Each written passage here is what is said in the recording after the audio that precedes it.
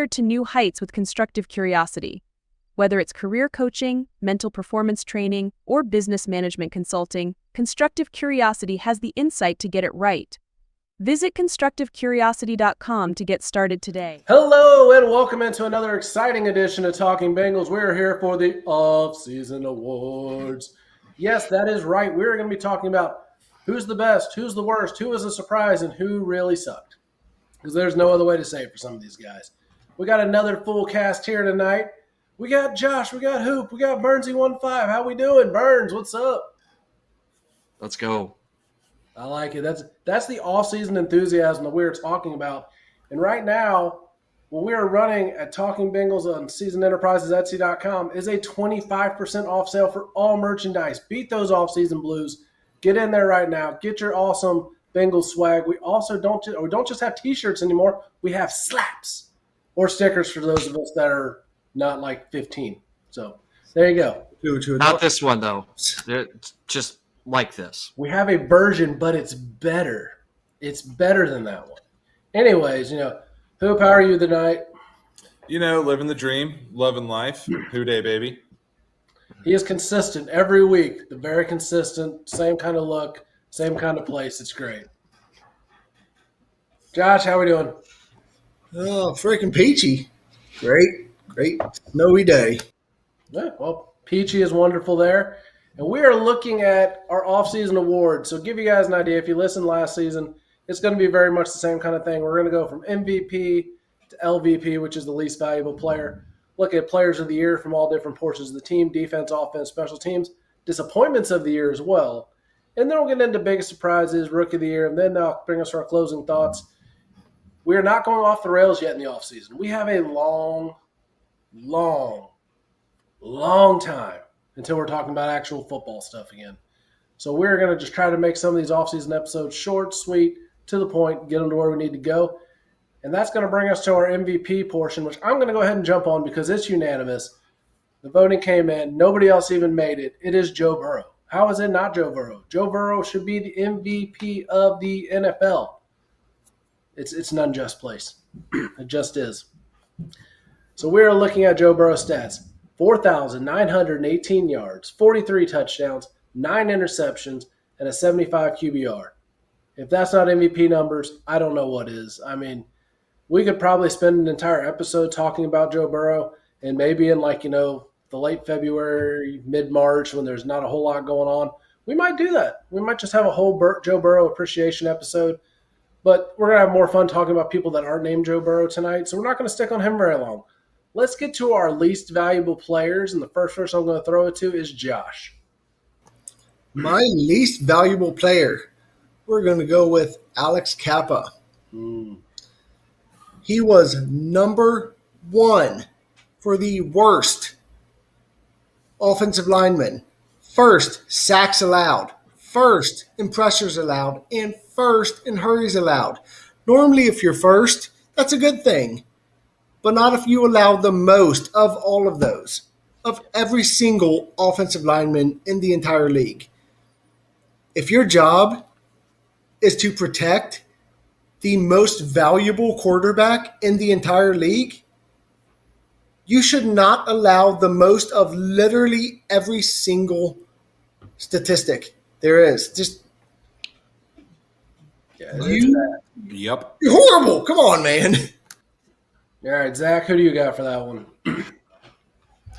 Well, because I think I already know where Nick's going to go, and I know where you're going to go. I'm going to go Sam Hubbard. Oh, yeah, that's a good one. I debated. Yeah. Hubbard was kind of disappointing this season. I know part of it was he was recovering from injury in the offseason, got injured again here at the end. I just expected more from him to piggyback off of Trey Hendrickson and the dominance that he showed all season. So I'm going Hubbard on this one. I like it. Nick, what do you got? I'm going to go with CTB. That's a good one. CTB allowing a lot of getting burnt. Just big plays given up on his part that really changed the pace of the game.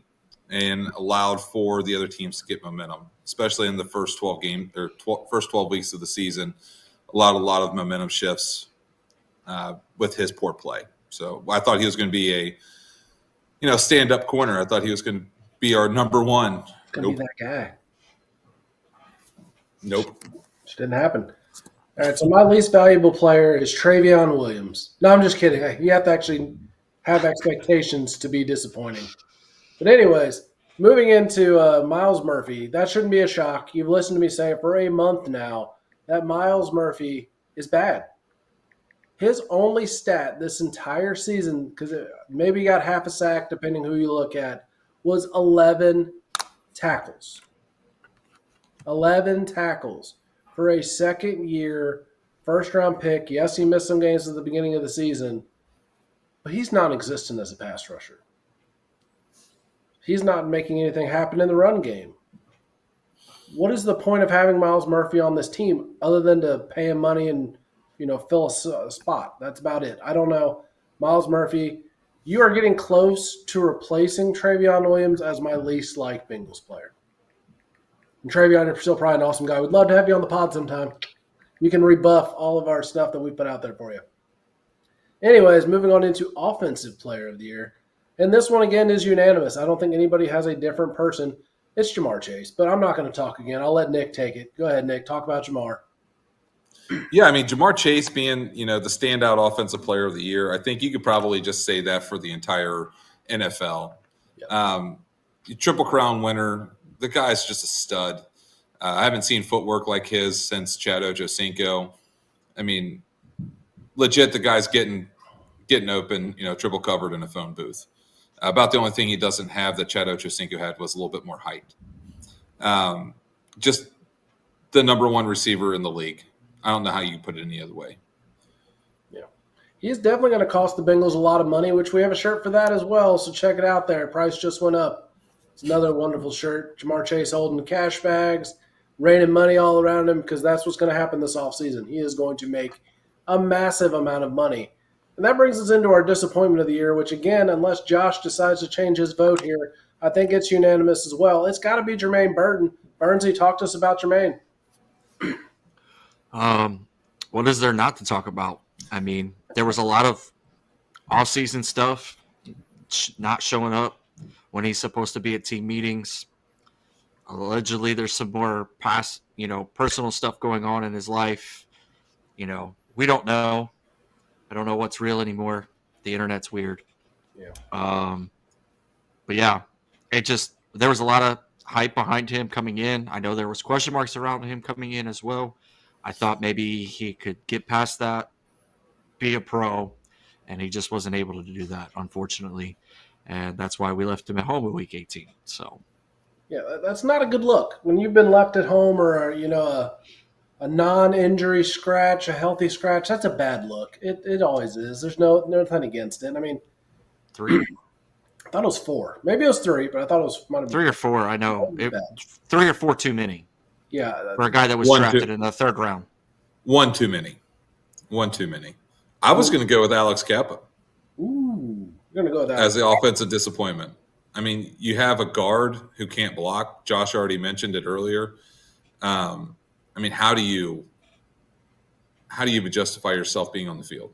Well, but if you're going to go with Kappa, you got to go with Volson. It's got to be a 2-for-1. True. I was kind of going between the two of them. But, I mean, Kappa being first in all the worst categories, I mean, kind of took the cake. So you can't really Volson's a close second, but yeah, you can't call it a triple crown. What would you call that?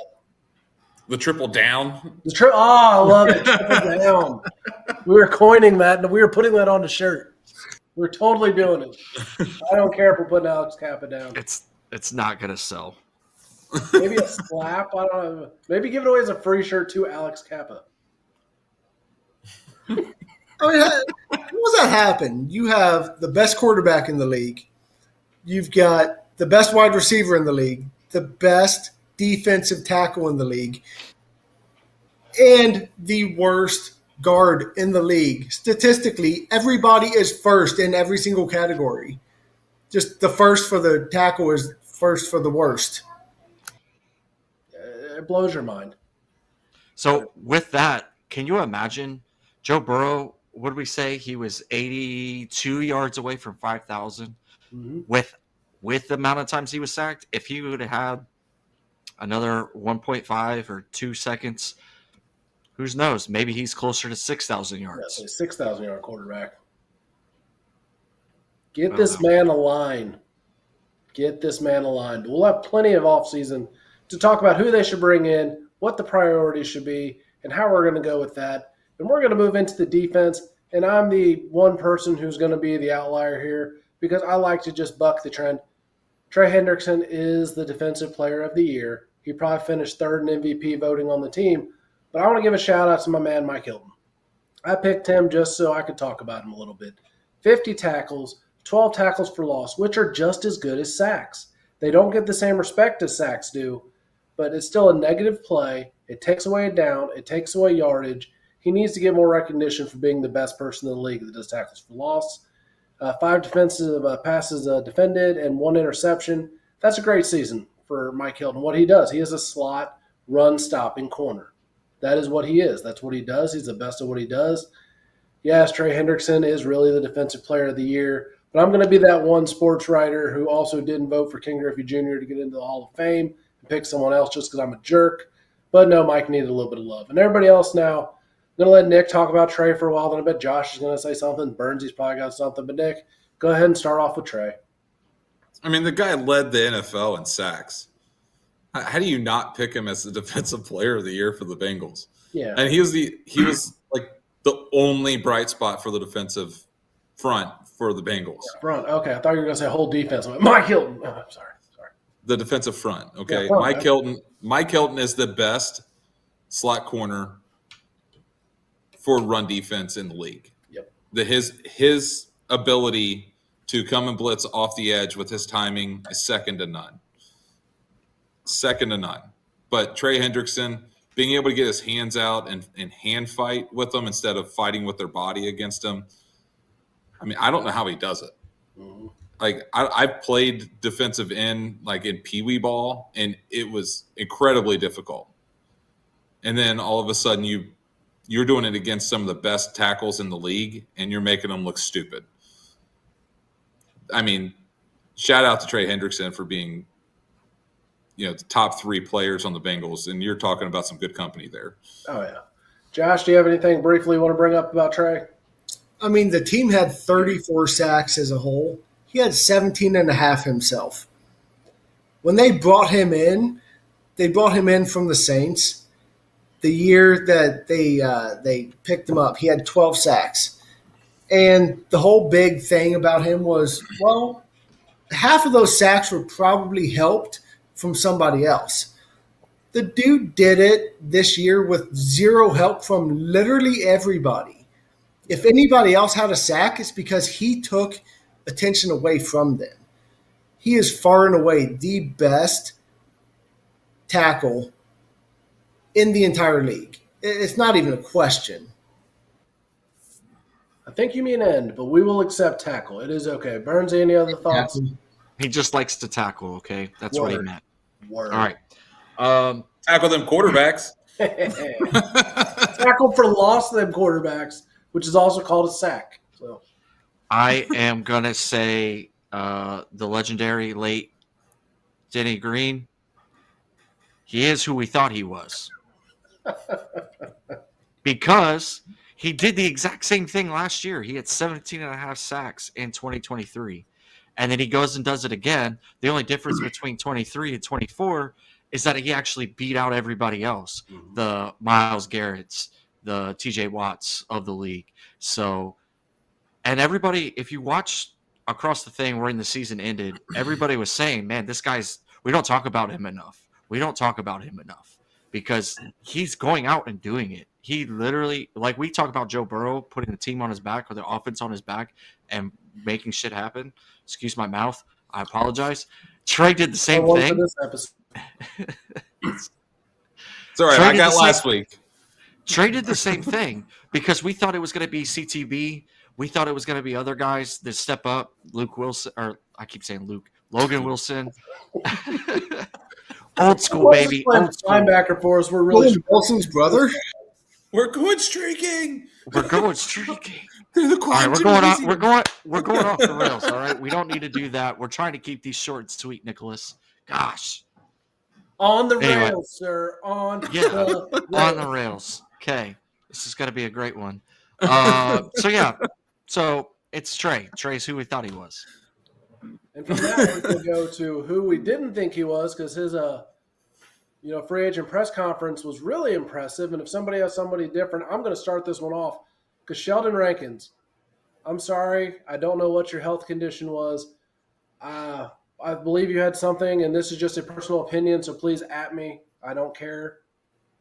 I think at the end of the season he had tiny heart syndrome, and that's disappointing. I mean, we paid you a lot of money, and a legitimate illness is a legitimate illness. But the way the media made it sound when you decided to, I'm just not going to play the rest of the year, that was suspicious. We gave you the benefit of the doubt until you're basically like, yeah, I'm just going to take my game checks and not really care. Just keep self-reporting an illness. Nobody else is reporting it, but you're self-reporting it. So, I mean, this big free agent signing, we're looking at 10 tackles, 1 sack, and how many millions of dollars? I forgot to look up his contract, but a lot of money walked out the door. So that's why Sheldon Rankins is my defensive disappointment of the year. Nick, you got somebody different? Of course. CTB, once again, showing up on the award show. He is cleaning house for you. I mean, taking it all. The defensive disappointment of the year, the least valuable player of the year. I mean, it's just self-explanatory. Thought he was going to be a shutdown corner, and he just came out and crapped the bed. He did not do any of the little things well. He had, 3 interceptions all year, a couple batted balls. But when it really mattered most, when he really needed to cover somebody, he wasn't there. Geno Stone was close, but CTB took the cake. I mean, just CTB, we're also very mad at you on the show because, like I've mentioned, I'm not trying to make this all about our merch and whatnot. But the interception you had against the Chiefs, if you would not have stunk so bad the rest of the season, that would have been an epic shirt and an epic slap. It would have been awesome. So thank you for ruining an opportunity for us, CTB. Anyways, Bernsey, I know you got somebody. Well, I had 2. It was 1A, 1B. Cam Taylor-Britt was my 1. I just don't understand it. Like Nick said, he's supposed to be the standout corner and shut down and lock down number 1 receivers, and he just didn't do it. Sam Hubbard was my number 2. And I happened to look at 2 other guys' stats because I was looking for biggest surprises and standout players for the future awards that we're going to do. Sam Hubbard had 25 tackles, 2 sacks, 1 forced fumble, 1 interception the entire year. You know who else had 25 sacks this year? Or 25 tackles this year? Who? Dax Hill. He played 5 games. You know who else had 25 tackles this year? Josh Newton. Ooh. Who only started 6 games. That's not a good look for a guy on the front end. So, kind of disappointed in that one. But yeah. Josh, who you got? I mean, I'm just going to agree with everything you said, Casey, about Sheldon Rankins. He's probably one of the worst pickups the Bengals have had in way too long. We had such high expectations when the Bengals played against the Texans last year, and he wrecked the entire game. He was unguardable. But yet he comes to the Bengals. Maybe it's scheme. Maybe this all comes down to the reason why they fired Lou Anarumo and they fired, what was his name? Marion Hobby. Yep. Maybe that's why they fired them, because they have horrible schemes. Maybe that's the whole reason why the defensive line stunk, aside from the outstanding skill of Trey Hendrickson. I mean, I don't think you're wrong there. I do want to point out something, and this may get me, again, Bengals fans might at me for this one. But do you guys remember near the end of Geno Atkins' career, his production fell way off. He had 0 sacks, or he had 1 sack going into a Browns game. Then all of a sudden he had 5 sacks in that Browns game. We're like, oh, Geno's back. No, the Browns were just really bad.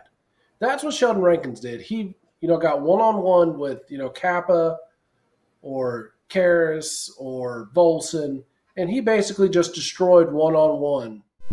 Hey guys, I know it's a miserable time of year right now. Snow's been hanging out with us all January here in the greater Cincinnati area.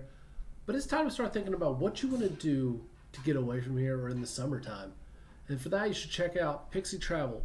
They got all your Disney information, whether it's parks, cruises, or experiences. Reach out to our guy, Tim Daniel, who's a travel agent on Pixie Travel, and he will get you all the exclusive deals, the best options for you and your family, and help you beat this winter cold. Reach out to Tim at timd@pixietravelco.com or at pixietravelco.com/teams/tim-d. Blocking. And he had a great game. The rest of the season, his numbers were very pedestrian.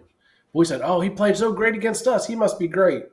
No, he was average. League average, or honestly below average at times in his career. But he had one great game. So I don't get it.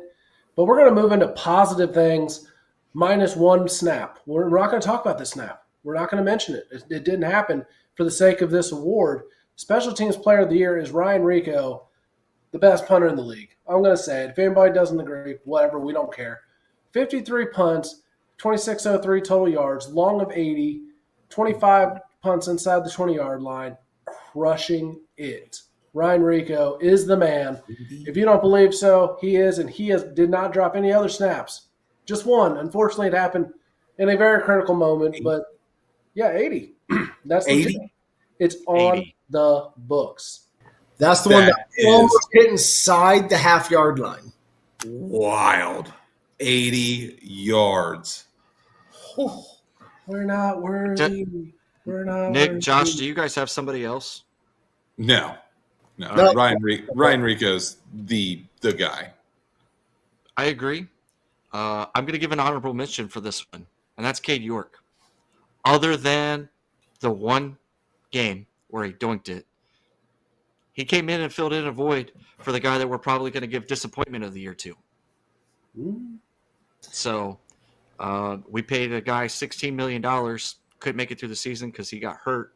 Maybe he was hurt a little bit sooner, but Cade York picked off the practice squad or out there in no man's land, whatever you want to call it, and played a pretty good game. And it kept us in the game and in the fight for the end of the season, for the postseason, with his 4-for-4 against Pittsburgh. So, Well, see, we ruined his opportunity to be the next Kurt Warner. Bagging groceries to kicking game-winning field goals.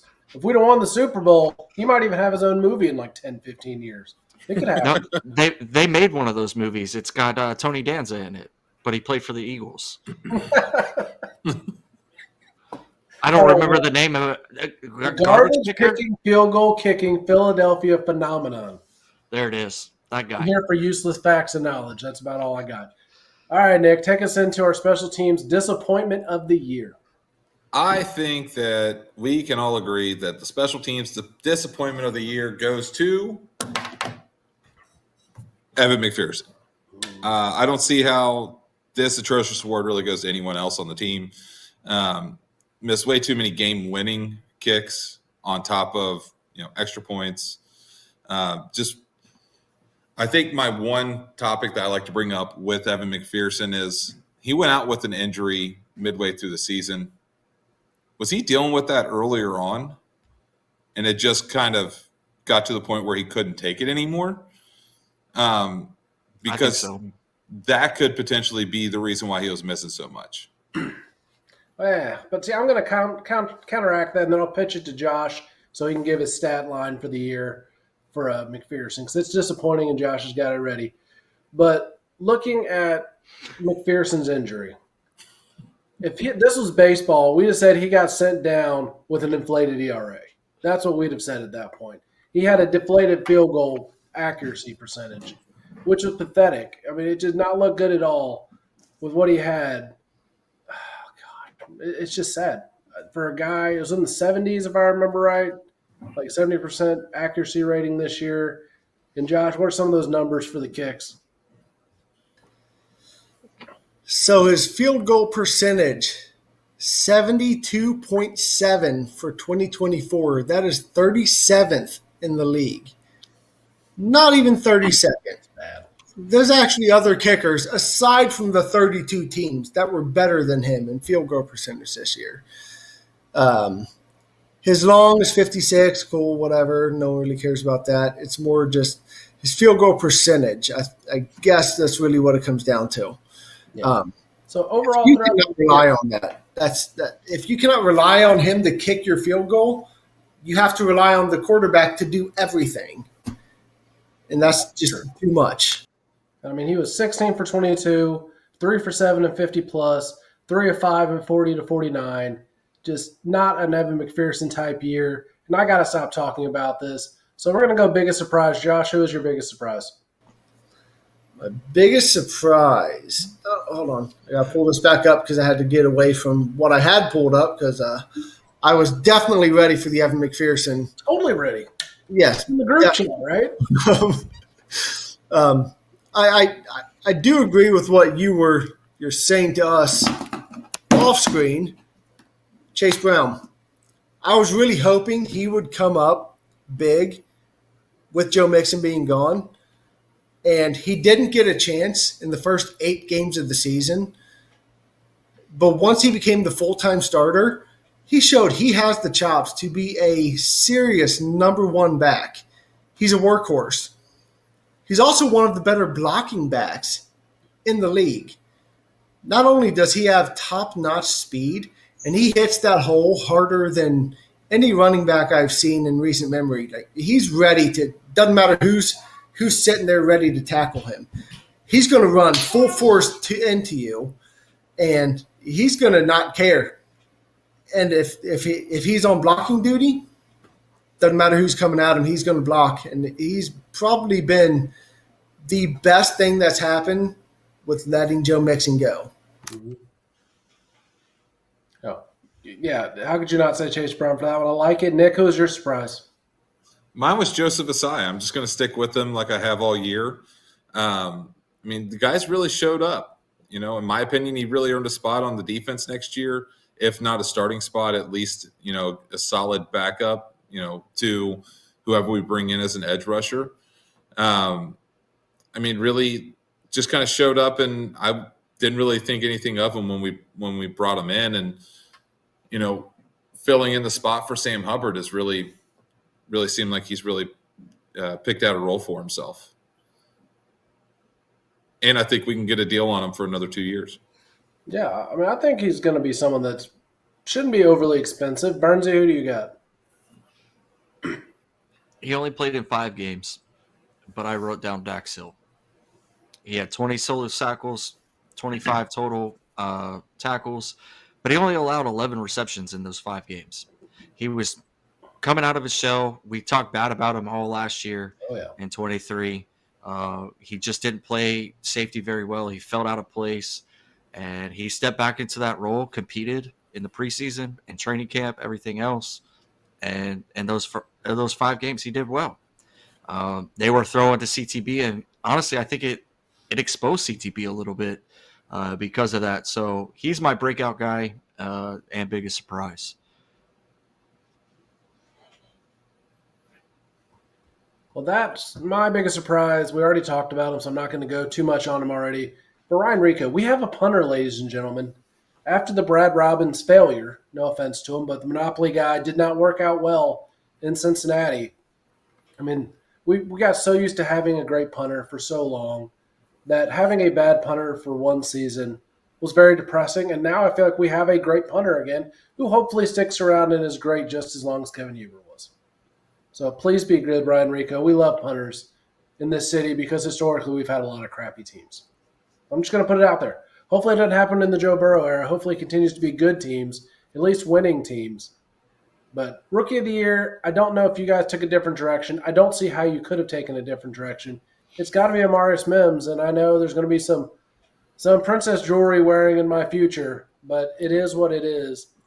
His overall grade, 57.8. That doesn't sound overly impressive, but that's really good for a rookie tackle. 60.8 pass blocking, 52.6 run blocking, and he is just continuing to get better. That's what you got to really look at. He wasn't giving up sacks. He wasn't giving up any major pressures that were causing Joe Burrow to get hurt. That's a huge change. The Bengals offensive right tackle has been a suspect position for a long time, and I feel like now we have it locked down. So anybody else have anything they want to say about Amarius Mims?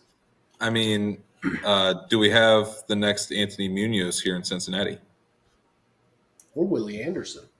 Or Willie Anderson? Hey, shout out to Willie. Let's get in the Hall of Fame. Hall of Fame. Hall of Fame. Hall of Hall of Fame. All right, so that's basically the awards. I mean, if we had any other honorable mentions, Bernsey wants to say something. Josh wants to say something. Oh my God, go ahead, Bernsey. All right. Again, not many games started. Rookie of the year, in my opinion, is going to go to Josh Newton.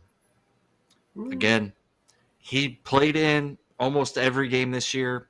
He was average at best overall, but we weren't expecting him to play. And then by the time he got to actually starting, I can only pick out a handful of plays where he actually looked like a rookie.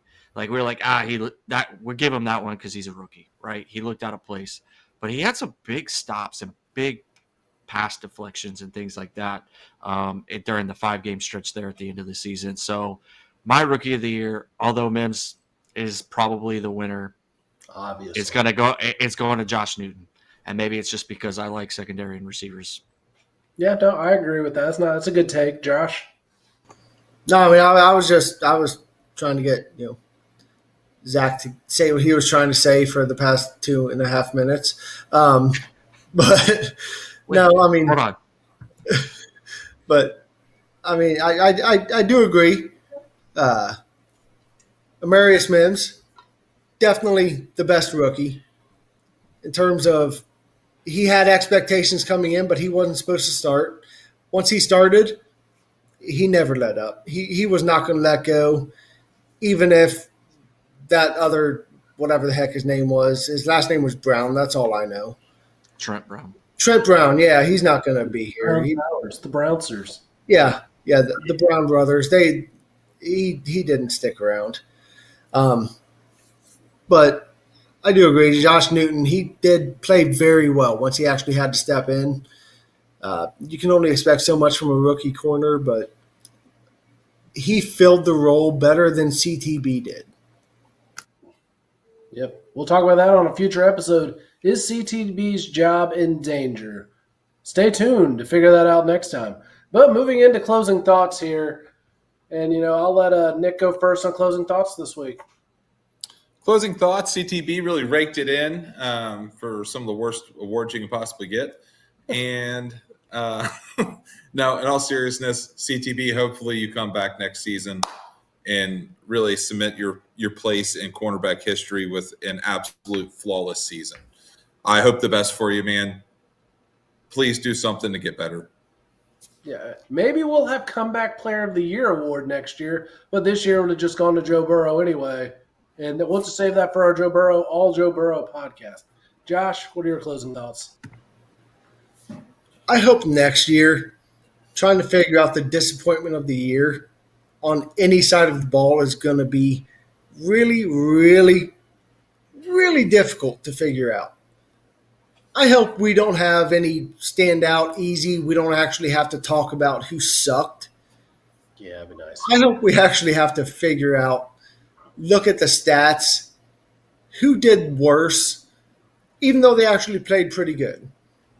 I would like to have a freaking Kansas City Chiefs season to where even the worst player is still going to start on any other team. Ow, had to mention the Chiefs. If they're still in our comments, I guarantee it, because Bernsey and I like to stir the pot. So, Chiefs fans, like I said last week, you can still add us. We'll correct your grammar. It's fine. Bernsey, what are your closing thoughts? Plug the socials. All right, socials, again, at Talkin_Bengals all the time. Any platform you want to find us on, we're there. Okay? My closing thoughts was going to be it's the off season. This kind of sucks. So that's kind of where I'm at. It does. To beat the offseason, what can you do, Burns? Go buy our merchandise. Go follow our memes. Jump in the comments section if you want to. I don't care. I read them. I laugh at you because you look kind of dumb. But sorry, I don't know if I could say that on the internet anymore. We have gotten to TikTok jail a few times. Mostly me. I'll go ahead and take the blame. I've gotten us in TikTok jail a few times. But like Burns mentioned, is it 25% off right now? The sale is still going on. Why not buy some awesome merchandise? If you have ideas for shirts, let us know. We may make it. If you got ideas for slaps, as the kids call them, or stickers for those of us born in the 1900s, we can make those for you too. Just let us know. Late 1900s. Late. We do the Carlton, not the Charleston. So there you go. There's a difference there. It doesn't feel like the late 1900s. Oh gosh. Now we went to Are we that old? We're feeling old. Sorry, guys. That's my closing thoughts. Is we're getting older. Bengals, can you please win a Super Bowl while we still have enough like marbles left upstairs to care about it? That would be great. So Agreed. take that into your offseason thinking. Duke Tobin, because I know you're an avid listener to this podcast.